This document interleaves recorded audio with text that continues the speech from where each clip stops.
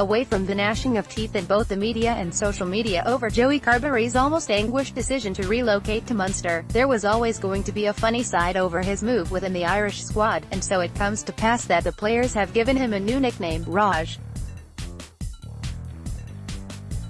Conor Murray freely revealed Carberry's new moniker prior to yesterday's training session. There's a bit of slagging at the moment, calling him Raj.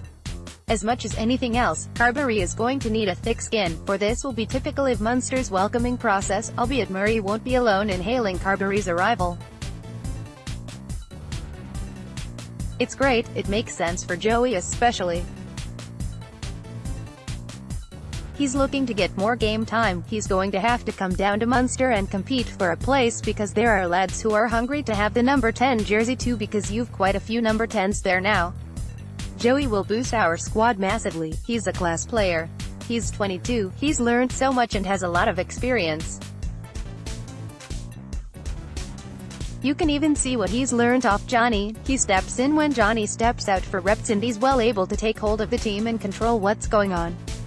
It's very exciting. One of the attractions for Carberry, undoubtedly, is that not only does the move to Munster offer the possibility of more game time in his preferred position of out half, and potentially for big Guinness Pro 14 derbies, Heineken Champions Cup pool games and perhaps any knockout matches that might follow, but that those would be in harness with Murray.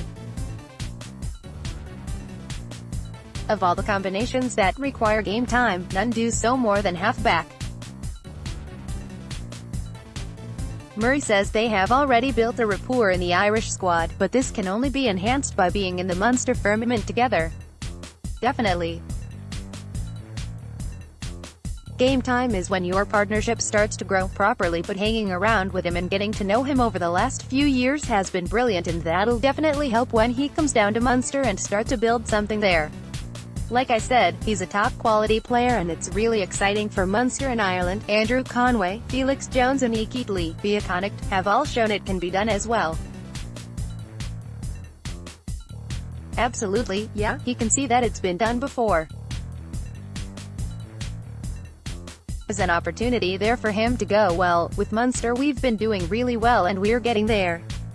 This is just going to add another element to us. I'm sure the lads will tell him how to settle into Limerick life. Of course, they were recently foes when Leinster beat Munster in the Pro 14 semi-finals at the RDS by 16-15, with Carberry at fullback. This was a defeat which Murray admitted was easier to process than the European semi-final defeat to Racing, when Munster's no-show in the first 25 minutes contributed to a loss which frustrated the scrum half to another level altogether. It's been a great season obviously with Munster, if disappointing towards the end of it. The Racing game definitely hurt me more than the Leinster semi-final, because against Racing we didn't play and gave them a lead and blew it a little bit. You don't do that in semi-finals, and then the Leinster one, pretty much after the game. It's a tough thing to take, but I was realistic about it. Leinster are the best team at the moment, they are. They deserve the success they've had this year. Being a Munster man, that can be tough, but you've mates on that team too and you see them doing well. It is what it is. That day against Leinster, we played well.